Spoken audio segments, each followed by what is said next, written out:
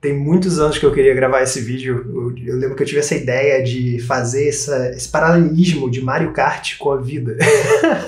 Porque eu notei que existem alguns paralelismos, algumas analogias que eu consigo fazer com esse jogo, com viver uma vida mais criativa, ou viver uma vida mais intencional. E eu separei 4 ideias principais que eu notei observando o Mario Kart e como ele se alinha com a vida aqui. A 3, eu acho que é a mais delicada delas, eu acho que eu vou ficar um pouco pisando em ovos quando eu vou falar sobre ela.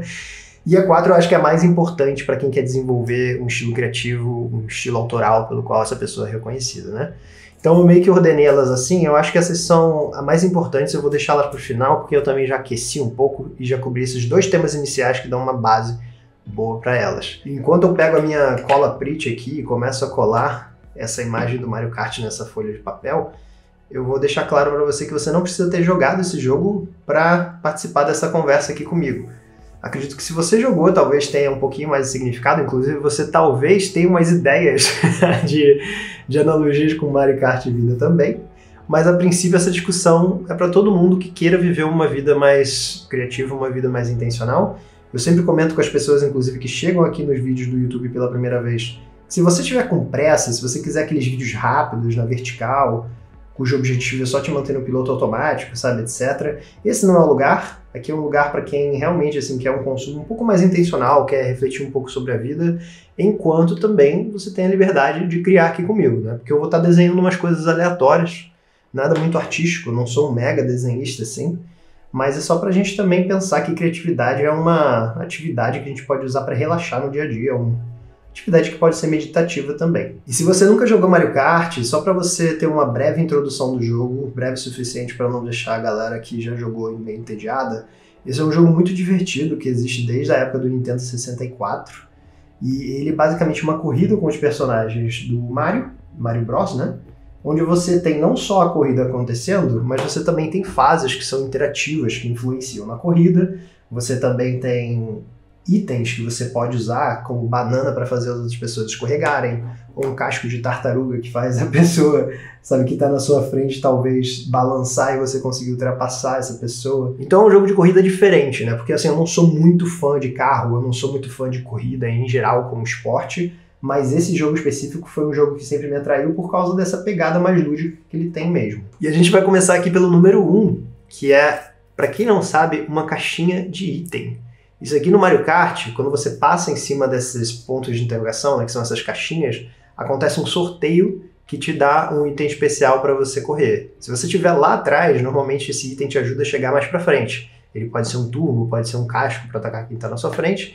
E se você está lá na frente, normalmente é um item defensivo, que você vai ser ajudado, digamos, a se defender de cascos ou de coisas assim.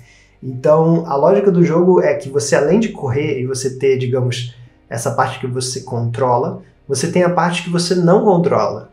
Você tem a parte que é essa parte mais de sorte, né?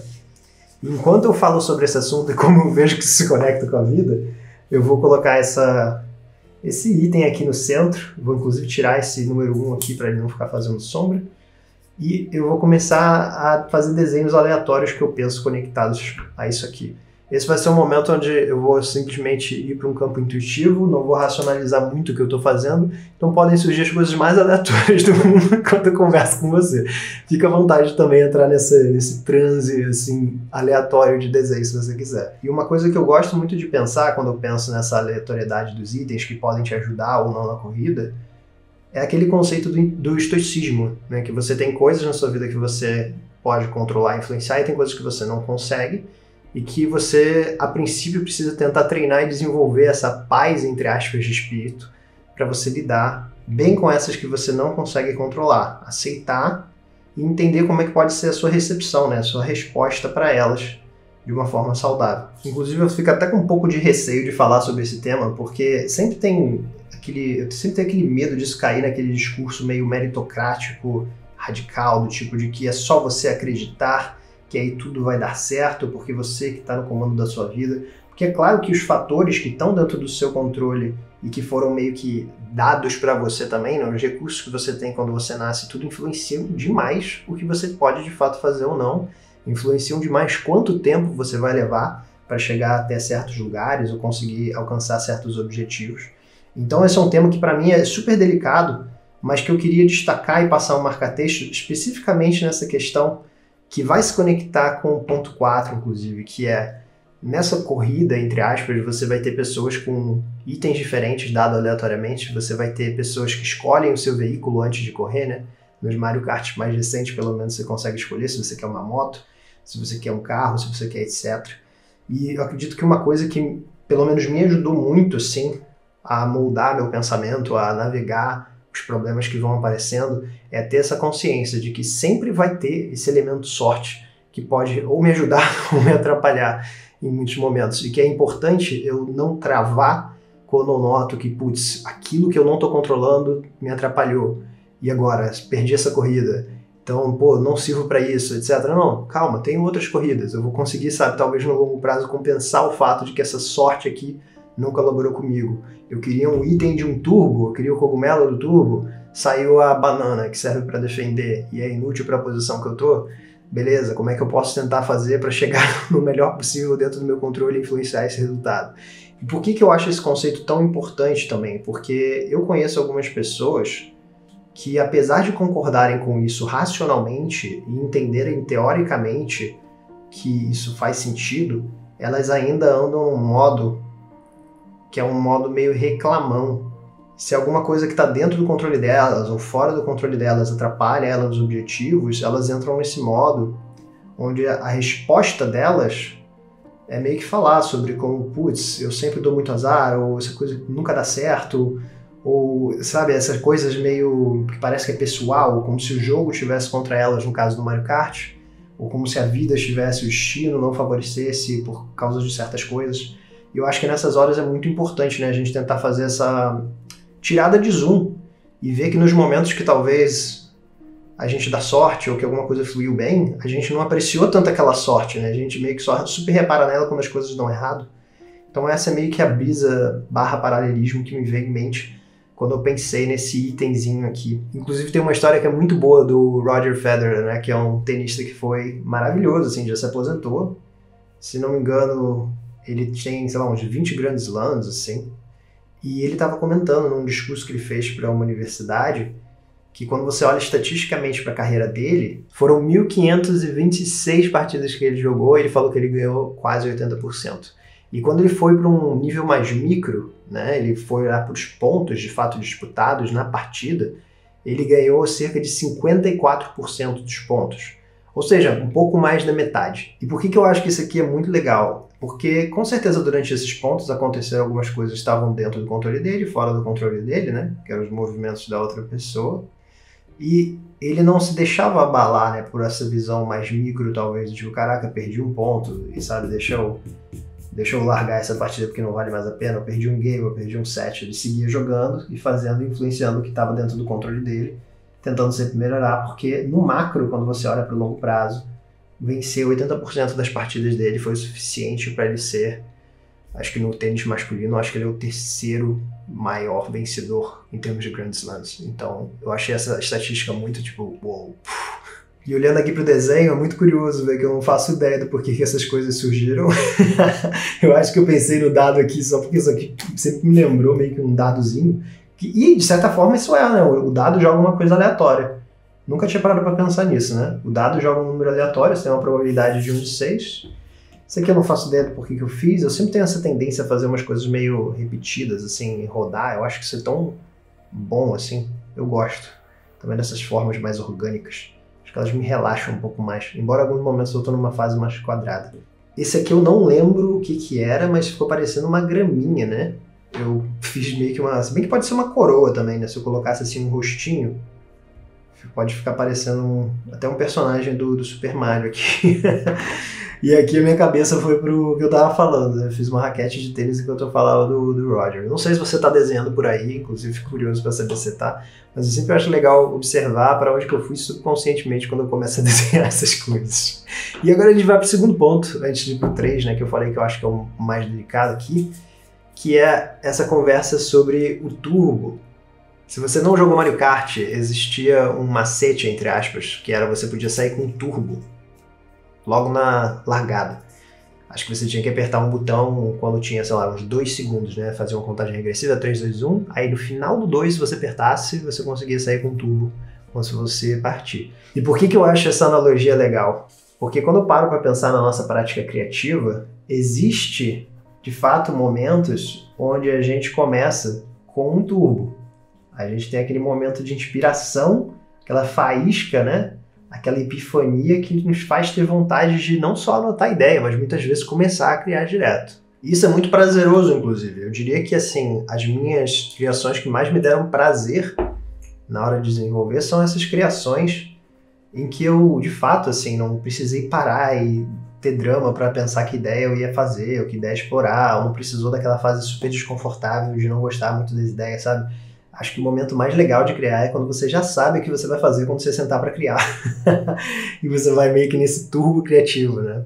Inclusive o desenho que eu tô fazendo é uma coisa que tem durante as fases do Mario Kart, né? Não sei se é exatamente essa cor ou se é exatamente essa forma, mas durante a fase você também pega uns turbos. E isso, inclusive, é uma outra analogia que eu vou entrar, né? Mas voltando para o início, né? Tem muitas vezes que a gente começa a criar que a gente está nesse momento de inspiração que nos joga para frente, assim, quase como se a gente fosse jogado numa onda com um jet ski. Então a gente já chega com muito impulso. Mas tem momentos em que a gente não começa assim. Da mesma forma que na corrida do Mario Kart você pode começar sem esse turbo, seja porque você não conhece esse macete, ou seja porque você errou o timing de apertar o botão, você pode ainda assim começar a corrida e ter um excelente resultado. Da mesma forma que no processo criativo, você pode começar sem saber exatamente o que você vai fazer, mas no final conseguir criar uma coisa muito legal. Inclusive, sempre que me perguntam, Thiago, como é que você faz para ter motivação para estar criando sempre, etc., eu comento que muitas vezes eu não começo a criar porque eu estou motivado, mas eu inseri o hábito da criação na minha rotina, né? Eu tenho certos prazos que eu preciso cumprir, muitas vezes com as pessoas que me acompanham, muitas vezes com alguma empresa para quem eu estou fazendo um serviço. E aí, isso é o que me faz começar. Não é necessariamente a motivação, mas o hábito presente na minha rotina. Tanto que uma das primeiras coisas, ali no módulo 2 do Criatividade Sem Bloqueio, uma das primeiras coisas que eu mostro para as pessoas é a criação da sua oficina. A oficina não é um espaço físico, tá? É um conceito que envolve alguns elementos que eu ensino ali para você criar com mais constância. E a razão de eu ensinar essa parte da oficina e por que esse conceito me ajuda a ser constante é justamente por causa disso, é porque a gente precisa de uma estrutura que insira esse hábito pra gente, né, na rotina, que insira esse hábito, que olha assim para o nosso contexto e consiga nos ajudar a entender como é que a gente pode ter uma prática criativa constante e que não depende da motivação. Inclusive, tem uma coisa que eu acho que é muito legal de mencionar, que no Mario Kart você também tem turbos durante a corrida. Então, além desse turbo que rola no início, que é meio que um macete, você também, durante a pista, que eu vou meio que fazer assim um desenho só para simular, vai ter momentos em que você pode pegar uns turbos. Tem os pontos específicos da pista onde isso acontece, né? Pode ser aqui, pode ser aqui, pode ser aqui. E aí você consegue meio que ir se recuperando, se você estiver um pouco para trás, por aí vai. E o que eu acho que é interessante disso, que também tem analogia com a vida, eu tô realmente tentando tirar suco de pedra aqui, é que muitas vezes durante o processo criativo, você pega essa motivação e esse boost, assim, esse turbo, durante o processo criativo.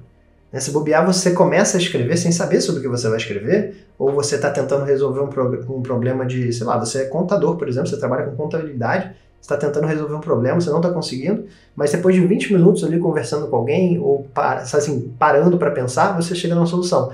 E aí você encontra essa empolgação depois. Então por isso que eu gosto desses tubos que estão no meio da pista do Mario Kart. Eu acho que são excelentes, assim, representações de como a gente pode encontrar motivação durante o processo, não necessariamente antes do processo começar. Inclusive, uma nota aleatória aqui sobre essa arte, eu gostei desse padrão orgânico aqui que eu fiz sem querer quando eu fui desenhar uma pista. Fica aí uma dica para quem faz tecidos e estampas ou coisas assim.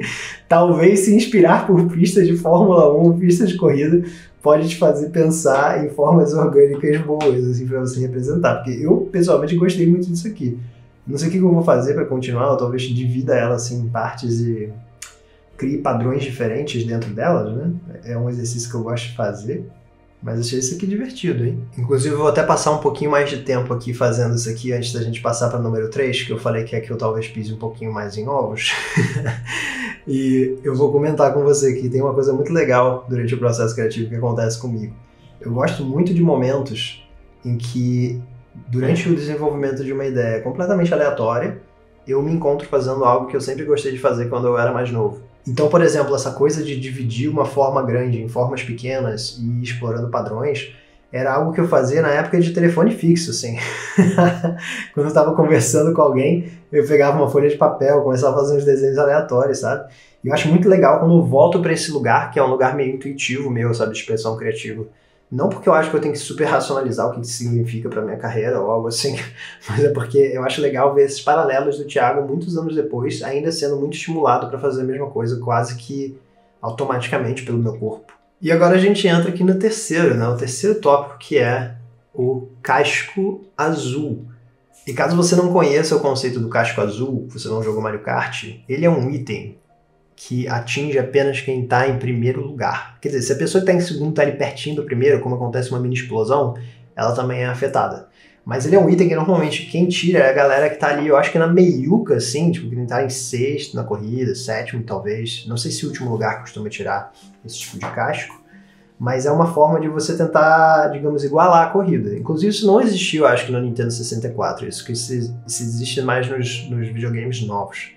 Que é uma forma de equilibrar a corrida. E aí, por que eu trouxe o casco azul para cá? Primeiro porque eu acredito que existe aquilo que a gente conversou antes, sobre ter coisas dentro do nosso controle e ter coisas que estão fora do nosso controle. E o casco azul é uma dessas coisas, porque você pode estar ali em primeiro lugar, mas no final ninguém te joga um casco azul, porque na aleatoriedade daquela corrida, por acaso ninguém tirou um casco azul. Ou porque você estava em terceiro lugar, quando de fato alguém tirou um casco azul, e aí o casco não te afetou, e aí quando você chegou em primeiro, nada mais aconteceu. Ou porque você estava em terceiro lugar quando rolou um casco azul, né, na aleatoriedade dos itens, e aí quando você chegou em primeiro, nada aconteceu mais. Então, além disso tocar naquele tópico que a gente já falou, de coisas dentro do controle e coisas fora do controle, eu acho que também tem um paralelo muito interessante, e aqui é que entra aquele negócio que eu tô falando de eu pisar um pouco em ovos, né?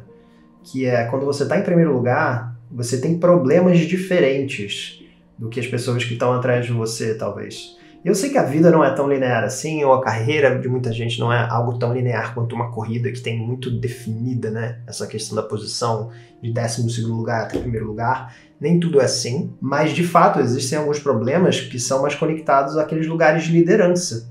Existem problemas que quem está lá atrás não precisa enfrentar, e normalmente existe também uma espécie de... Como é que eu posso usar? Qual é a palavra para esse momento? Uma espécie de idealização da vida de quem está ali na frente, né? Porque não necessariamente quem está em primeiro lugar tem uma vida maravilhosa, ou não tem problemas, ou os problemas são menores do que os problemas de quem está atrás. A gente nunca conhece muito bem, né, o contexto da vida das pessoas. A gente nunca sabe se porque ela tem um cargo de liderança na empresa, ela tem uma vida feliz, ou se ela é mais tranquila com a vida dela por causa disso. Mas a nossa tendência é ter essa percepção, né, de que se a pessoa está na frente, ela pode relaxar e tá tudo bem, e existe talvez uma falsa ilusão também de estabilidade, porque a pessoa talvez tenha resultados maiores, logo ela não tem certos problemas que você tem atualmente. Então, para mim, esse tema é delicado, por quê? Porque quando eu também olho assim para as pessoas que eu vejo que estão, entre aspas, acima de mim, e eu vejo elas com talvez problemas ou reclamando dos problemas, a minha reação é essa. A minha reação é meio que, pô, fala sério, cara, você tem, sei lá, você tem muito mais dinheiro do que eu, como é que você pode estar sofrendo com tais problemas, etc. Aposto que isso é mais fácil de resolver. Tipo, eu tenho muitas vezes esse campo intuitivo, assim, de navegar essa situação dessa forma. Mas eu não me orgulho muito depois, sabe? Depois eu fico pensando, eu racionalizo que, cara, se bobear não, se bobear essa pessoa tá com um problemaço na vida dela, e independente da quantidade de dinheiro, o dinheiro se bobear não resolve, sabe? Então, muitas vezes eu tento ser menos julgador nesse sentido, é uma coisa que eu tenho tentado praticar. E dá pra puxar várias analogias, né, a partir desse lance do casco azul. Dá pra falar que talvez o casco azul represente a galera do seu mercado que vai te copiar, porque agora você é uma referência, então a galera tá sempre olhando pra quem tá ali na frente, sabe? Mas uma coisa que eu acho que é muito legal destacar dessa analogia e dessa coisa das posições, né, é essa questão de que muitas vezes as pessoas acreditam que quando elas chegarem num lugar de referência, os problemas vão acabar, ou tudo vai ser muito mais estável, tudo vai ser muito mais tranquilo. Quando, na verdade, uma coisa que acontece muito no Mario Kart, quando você está no primeiro lugar, é que depois que você leva um casco azul, você perde a posição para o segundo lugar. E às vezes para o terceiro lugar. E às vezes um monte de gente passa por causa dessa coisa que está meio que fora do seu controle. E eu acho que é importante lembrar disso, assim. Agora vai soar muito aquele papo meio abraçar a árvore, eu peço desculpas, tá? Mas sabe aquele papo de é importante você tentar ao máximo aproveitar a jornada? ou talvez aproveitar a corrida, aquele papo que eu sei que é muito assim um papo motivacional.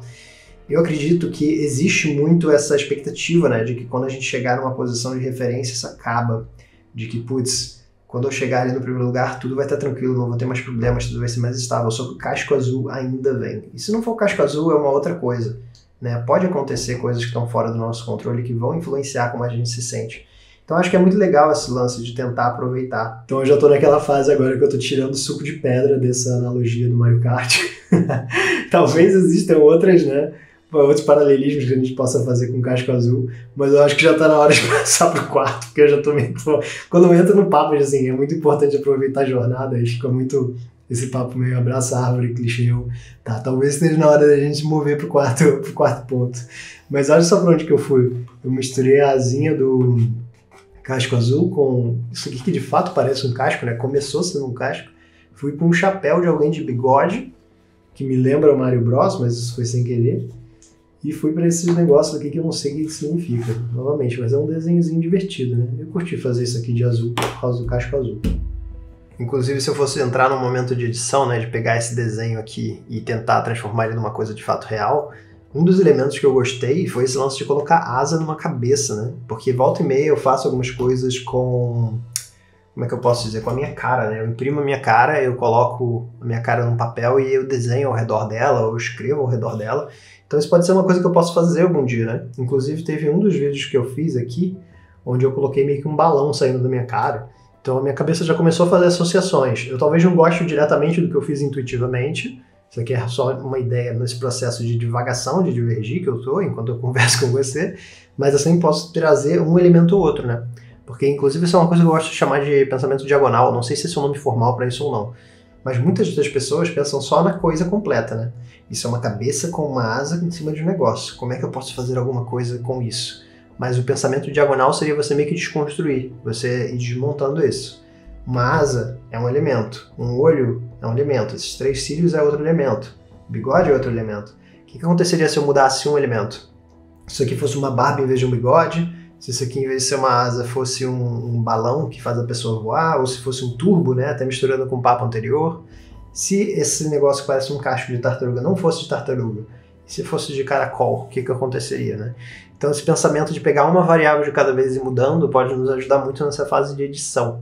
Inclusive é por isso que eu comento que é muito útil para as pessoas anotarem as suas ideias ruins também, porque muitas vezes, olhando para as ideias ruins, a gente nota padrões e a gente entende por que ela é ruim, entre aspas, por que eu achei que ela não servia para esse contexto. Pô, por causa disso aqui e daquilo ali, faltou essa variável, faltou aquela outra, ou não atende a essa demanda específica. E aí nisso a gente consegue chegar numa ideia boa. Principalmente trabalhando em equipe, né? Porque se a tua ideia é, sei lá, como é que eu faço para tocar de bateria de câmera rápida? E alguém pensa, um labrador chega num jet ski e traz a bateria para você. Talvez seja uma ideia muito ruim a princípio, mas se você começa a brincar com as variáveis, o labrador pode ser não sei quem, o jet ski pode representar não sei quem, enfim.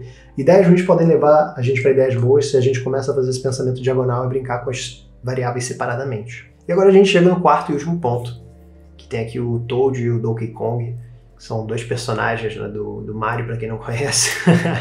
E isso aqui, na minha opinião, o Toad e o Donkey Kong representam o porquê que muitas vezes as pessoas sentem um pouco de dificuldade de conseguir desenvolver, né, seu estilo autoral e não confiam muito, digamos, no que de fato elas têm potencial de fazer. Para quem não sabe, o Toad é um cogumelo pequeno e é um personagem que no jogo é mais leve, ele é mais rápido. E o Donkey Kong é o oposto, né? Esse macaco gigante, é um gorila gigante que é mais pesado. E durante o jogo, as estratégias que normalmente são usadas para quem pilota cada um deles são diferentes, né? Quem pilota o Toad normalmente evita aquele contato corporal que quem pilota o Donkey Kong, por exemplo, aproveita, né? Você pode dar um chega pra lá, um jogo de corpo nas outras pessoas que são menores que você quando você usa o Donkey Kong. Ao mesmo tempo, você pode argumentar que o Donkey Kong é um alvo maior, né? Quando você vai usar um item, né, para atacar. Então, cada personagem meio que tem o seu pacote de prós e contras, de suas, digamos, para que eles são mais otimizados, né? E aí quem joga normalmente se aproveita para explorar essas habilidades ou essas características. E isso tem um paralelismo muito bom com a vida, por quê? Porque se no momento em que o Donkey Kong está ganhando todas as corridas, ou usar numa fase boa, A galera que pilota o Toad pode entrar num modo meio, pô, eu preciso ser mais forte, eu preciso ter mais jogo de corpo, sabe? Eu vou entrar nesse modo de olhar para quem está ganhando e pensar o que essa pessoa faz para conseguir estar ganhando. Só que muitas vezes quem está ganhando, entre aspas, ou que naquele momento é uma tendência, ou que está dando mais certo, é um conceito muito volátil. É uma coisa que daqui a um mês, se bobear, não vai estar acontecendo dessa mesma forma. Daqui a 3 meses talvez não siga acontecendo. Ainda mais nessa época de redes sociais, né, em que tudo muda tão rápido, a tecnologia evolve de forma exponencial. Surge do nada uma rede nova como o TikTok, por exemplo, e aí muda completamente esse mercado, muda como as pessoas pensam sobre algoritmos e distribuição do que é criado. Então eu gosto muito dessa provocação de o que aconteceria se o Toad focasse em entender, assim, olhando para ele, quais são as coisas que ele manda melhor. Se bobear, se ele passasse menos tempo tentando ser mais forte que nem o Donkey Kong, ou até tentando coisas, ou almejando coisas impossíveis, como ser maior, né, porque ele não vai crescer mais, que nem o Donkey Kong é grande, ele poderia estar desenvolvendo a capacidade dele de se esquivar do Donkey Kong, quando o Donkey Kong vem dar um chega para lá dele, né? Eu acho que a gente tem essa tendência de olhar para o que está funcionando, o que está ganhando, o que essa pessoa tem que eu não tenho, em vez de tentar fazer esse trabalho de longo prazo, né? Porque essa coisa de olhar para quem está ganhando, se quem está ganhando sempre vai mudando, a gente está sempre nesse jogo de correr atrás de uma coisa nova, um novo objeto brilhante que chama a nossa atenção. E a gente não consegue construir uma coisa a longo prazo, né? Para de fato ver aquele efeito acumulado de algum esforço. Da mesma forma que, sei lá, se você vai na academia e faz flexão de braço, daqui a 10 anos você vai estar fazendo muitas flexões de braço, né?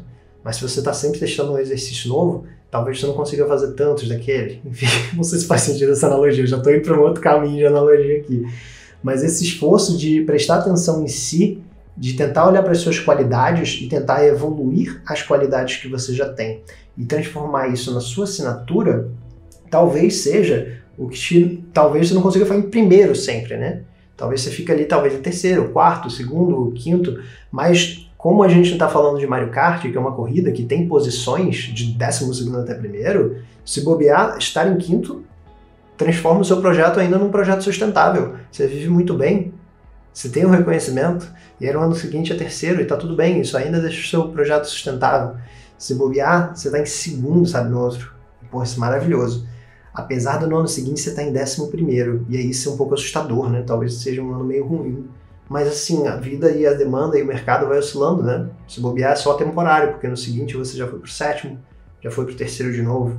Então essa oscilação vai acontecer, vai estar sempre mudando o que está fazendo as pessoas ganharem, vai estar sempre mudando o objeto novo, vai estar sempre surgindo uma rede social nova, ou uma forma de um formato, né, mesmo assim, que está bombando um pouco mais, que está, entre aspas, entregando mais nas redes sociais, ou está funcionando melhor para converter vendas.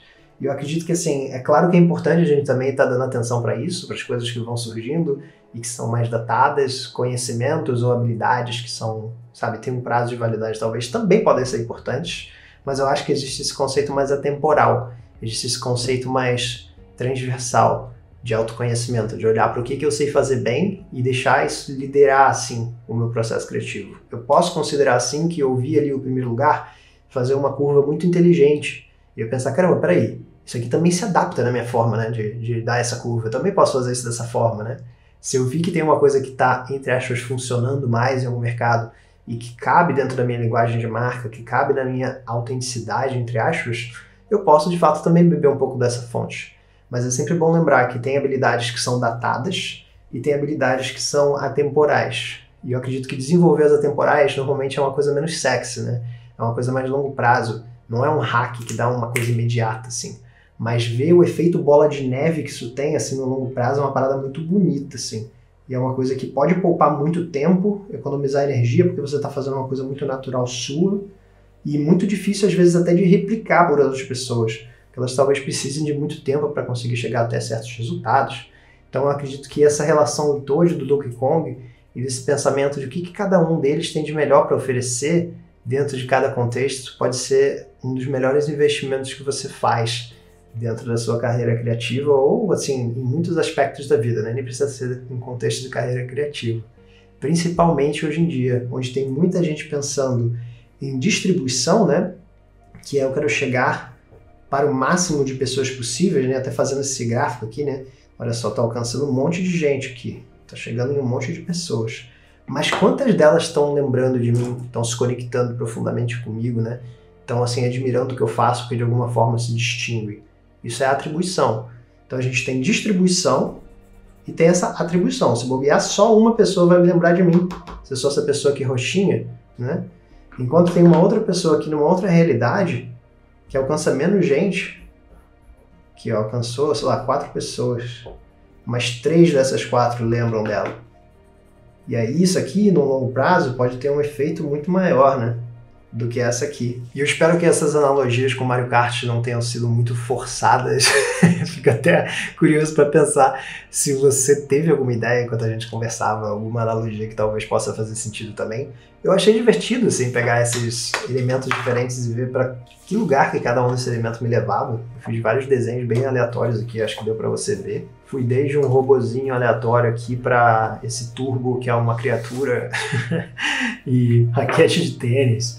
Enfim, temos um monte de desenhos aleatórios aqui. E caso você tenha esse interesse em desenvolver o seu estilo autoral, uma identidade, seja visual, seja de comunicação, o seu estilo de criar realmente que faz as pessoas criarem esse senso de atribuição, lembrarem quem você é, se conectarem com você, considere conhecer o Criatividade Sem Bloqueio, que é o meu curso de criatividade que pode te ajudar muito nisso, porque ali eu não só te mostro como é que você pode criar com mais constância, como é que você pode também brincar um pouquinho com as minhas técnicas criativas favoritas, mas também como é que você consegue encontrar o seu jeito de criar, observando o seu processo, observando o seu contexto. Isso é uma coisa que eu dou bastante foco no módulo 4, que é um dos meus módulos favoritos, inclusive, do curso. E também é uma coisa que a gente fala bastante nos plantões criativos, que para quem não sabe são os encontros mensais, onde a gente tem uma chamada. Eu uso isso como uma sessão tira dúvidas, também como um espaço para as pessoas comemorarem suas conquistas ou abrirem um pouquinho mais sobre os desafios que elas estão passando. E é um espaço seguro que eu gosto bastante, porque como eu já comentei aqui algumas vezes, uma das coisas mais legais de criar para a internet é que você acaba atraindo pessoas que têm valores muito parecidos com os seus. Então tenho muito orgulho dessa comunidade que se formou ali, de como todo mundo se ajuda, todo mundo colabora, é um espaço que me dá muito orgulho. E seria uma honra ter você por ali também. Então se você quiser conhecer o Criatividade Sem Bloqueio, eu vou deixar o link aqui embaixo, não só na descrição do vídeo, mas também no primeiro comentário. E espero muito te ver semana que vem. Semana que vem, segunda-feira, 8 e 8 da manhã, tem um novo podcast visual. Te vejo por ali.